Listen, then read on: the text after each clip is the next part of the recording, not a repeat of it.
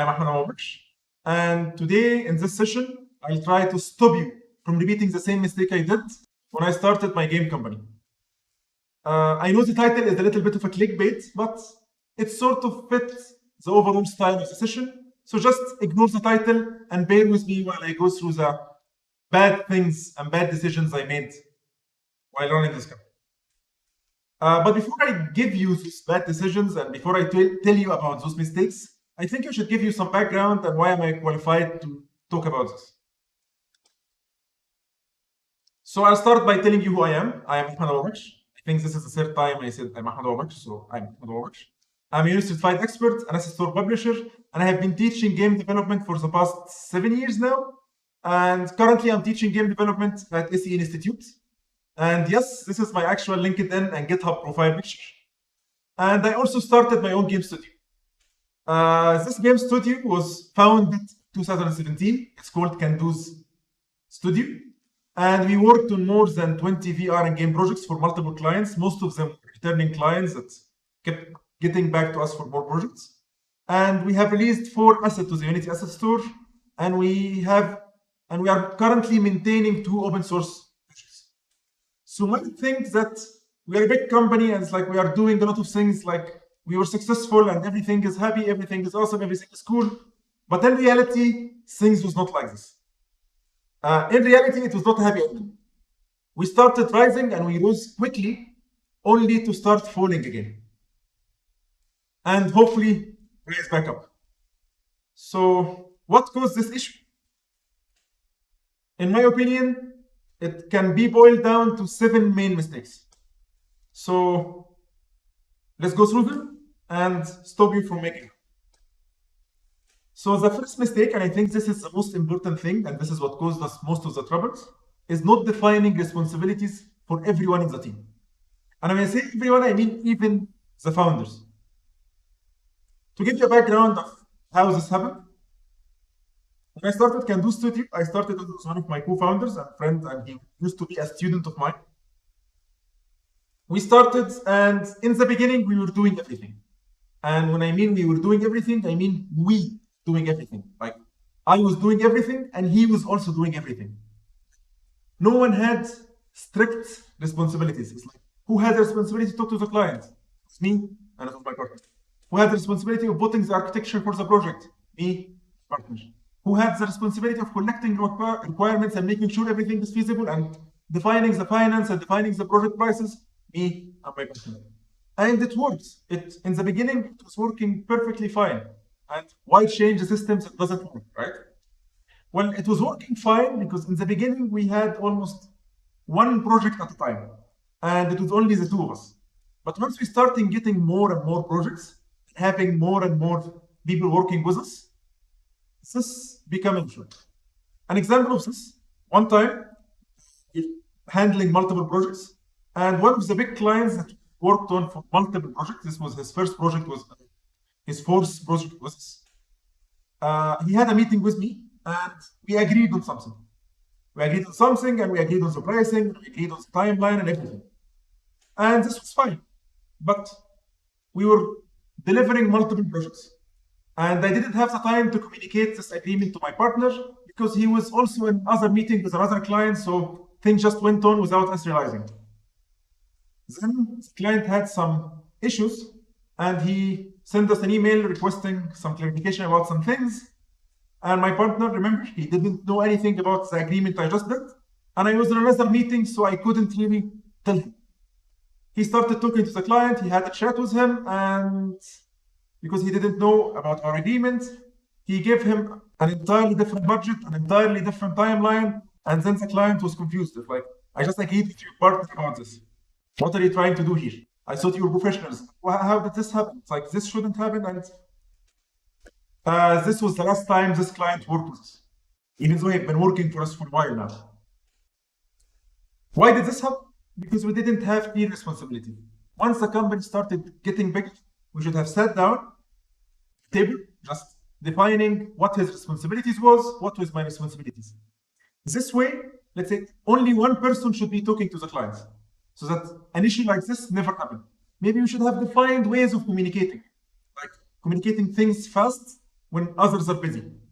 But if we just stuck with one person doing the meetings, one person doing other things, this issue would not have happened. And the same happened with the bigger team. Because now, let's say we have multiple tasks with multiple priorities. One of the employees want to work on something specific, so I just tell him, okay, go for it. And before I can communicate this to my partner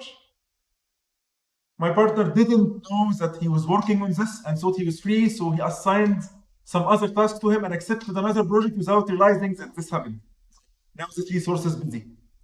So please, once your company start getting bigger, start defining responsibilities, start establishing clear communication channels so that things don't go south. No one loves going south. I don't know why people say going south is bad. Maybe south is good. I have no idea. But anyway, mistake number 1 is define your responsibilities. Mistake number 2, a little bit related to it. It's not defining clear goals. And when I say clear goals, I don't just mean goals of the company. This is something that you need to define as well. I also mean goals of every individual. It's like, what is your goal out of this quarter? What are you trying to achieve this quarter? And how you will be achieving it? As well as the goals of the company. Because at one point, we were dangling multiple projects at the same time. And while handling these projects, we were also working on creating assets for other VR developers. And while working on this, we were also making a mobile game, even though our focus as a company was mainly on VR. It's like we didn't have clear, focused goals. We should have had a focus. It's like if our focus was VR, why are we making mobile games? It's like this doesn't add up. And not having clear goals made us work on and pursue multiple opportunities that are not related to each other. And this ended up wasting a lot of time. So define your goals and change them later. It's like you can change your goals every day. As long as you have them and they are defined, this is what matters. Later, when things happen, when the industry change, when something is released, maybe we change those goals to accommodate to the ever-changing market. But please define your goals. Okay, this is a weird mistake, but in the beginning, we were not hiring enough. Like, we clearly had the need for more people working with us, but we didn't. We would either take it upon ourselves, overworking ourselves to finish everything, or freelance some of the work to others. And you might think freelancing is considered hiring, right? But in reality, it's not. Like, when I say not hiring, I mean not hiring full-timers. You should always hire people to help you. Because relying in full-timer, in the beginning, it might seem that it's cost-effective, but in reality, it's not. In reality, it's way less effective than you think. We ended up spending a lot of time on freelancers that our profit margins were almost non-existent. One day, we started looking at our finances and realized that we freelanced some people a month to work on multiple projects, and we paid them maybe quadruple what we have done if we just hired them full-time. And it would have been even better for them because being hired full-time means stability. But we didn't do this and we regret not doing it. So if there is a need for someone, please hire them. Mistake number 4 is a little bit weird and it's quite the opposite. Hiring. Don't hire. Please don't hire anyone. I know I just told you hire someone, but please don't. And why am I saying you should never hire someone? Actually, you should hire a lot of people, but don't just hire without first knowing the needs for the foreseeable future. So we had no criteria when we're hiring someone. Do we need him? Check. Yes, we need him. Can we afford giving him salary for the next year? Check. We can. Then we hire him. And of course, the talent plays a very big, important role here. And yeah, it might seem like a good criteria, but it's not. When we're checking if we need someone, we're checking if we need this person now. But maybe we need this person now because we are handling maybe 4 or 5 projects at the same time. But next month, after the 5 projects are done, might not have any projects at all. So now we have hired someone full-time with 1 year commitment, and maybe for the next 3 or 4 months, he will not have anything to do. You might say, but you can afford him, so it's fine, so that when the time comes and you actually need them to work, now you have the capacity to take more projects. But this is not the case. Because when people stay idle, especially talented people, they get bored. And they start hating the job. And they start looking for other opportunities. It's like, this is how it works. It's like, if I'm trying to improve myself, if my job is not challenging me, why am I staying in this job? If my job is to go to the office and do this, or even work from home and do this, then what am I doing? I should stop. And this is what was happening. It's like, talented people never stay in a place where they are not getting challenged constantly. So my advice, don't hire without checking that you are going to need this person in the foreseeable future, at least for the next 4 or 5 months. Okay, so don't just check your finance, also check your future goals. Good. Because if you don't, mistake number 5, which is making artificial projects. Remember I told you that talents don't just want to stay idle. And because this is a downtime in the company, maybe some month there is not that many projects as others, they are idle. So you think to yourself, maybe I should start creating projects and they can work on those projects, which is totally fine, do this. But don't make them artificial projects. What I mean by artificial projects, I mean projects without priority. It's like, just work on this thing while we figure something else. Because this have the opposite effect on person's morale. You will find that after a while of working on this project, remember, it doesn't have a priority. This is just, you are keeping people busy. Never keep people busy, but this is what you're doing. A new project came. And now you need some of the resources working on the project for this new project that will give money to the company. So you might think, okay, I'll take 2 of the resources currently working on this big project, and they will work on they will leave the artificial project and work on the client project. Yeah, this works. But what about the others? You know what will end up happening? The others will feel that they are not important. They're working on projects that have no value. Especially if you later stop the project entirely because you need the others. And then resume the project. You will just stop caring when they are working on this project. They will feel like they are not important enough to work on the big project. I'm just working on small and trivial and artificial projects. So don't start artificial projects is mistake number 5. This mistake is a little bit weird. Getting more projects. Why? Getting more work is a bad thing? Yeah, it's a terrible thing. Especially if you are getting more projects than you can handle now. Remember when I told you that at a time we had a lot of projects, we decided to hire people for them? Well, this shouldn't be the case. You should get projects that fits your team, not get projects more than them and then hire someone else. Because what is happening sometimes is maybe you'll get some projects and suddenly you realize that you cannot find someone good enough to work with. What will end up happening is you will overwork yourself, go and work maybe 23 hours per day and sleep for 1 hour. Maybe you will overwork others as well. And no one liked being overworked. So please,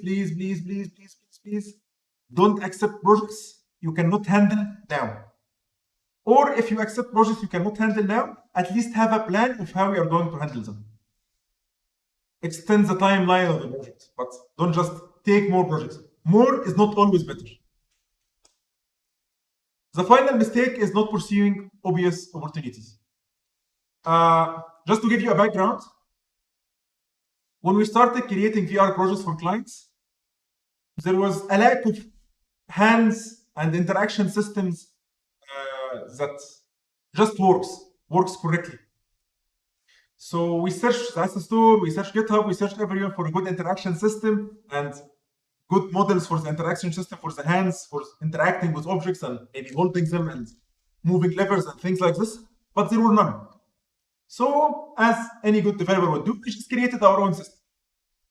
And that was working fine, and we're using it in every single project we got. We're just using the same interaction system, the same hands modems, the same everything. And this was fine. But we saw an opportunity, because when we started, we searched for people doing the same thing. It's like we searched for people with such an asset, people who are selling this. We couldn't find someone selling it, so we decided, why not sell it? Which is like a big opportunity, right? And it was a big opportunity. We actually ended up selling them like 2 years later. After we could have started selling them, let's say in 2017, but we didn't. We started in 2019. And everything was ready. The opportunity was there. All the work was done. All we needed to do is just sell it. And we knew that we can do this. But for some reason, we didn't. Yeah, it would require a little bit of work. Maybe we'll assign an asset. We'll assign someone to polish the thing a little bit. Maybe write documentation for the other developer to be able to use it easily. But we didn't. It was just maybe 2 weeks of work. And this would have been something that would guarantee us passive income without ever working on it again. And we actually did do this, and it started generating income for us. But nowadays, there is tons of other developers doing the same thing. And we had a solution, you just didn't pursue the opportunity. So my advice, if there is an opportunity, even if it's not in your main goal, but it's something that will not take a lot of time from you, give it a shot. And no, it's not one shot, you will get multiple shots, but try getting one of them. And those are the 7 mistakes I did when managing a game company. I really hope you guys don't repeat them.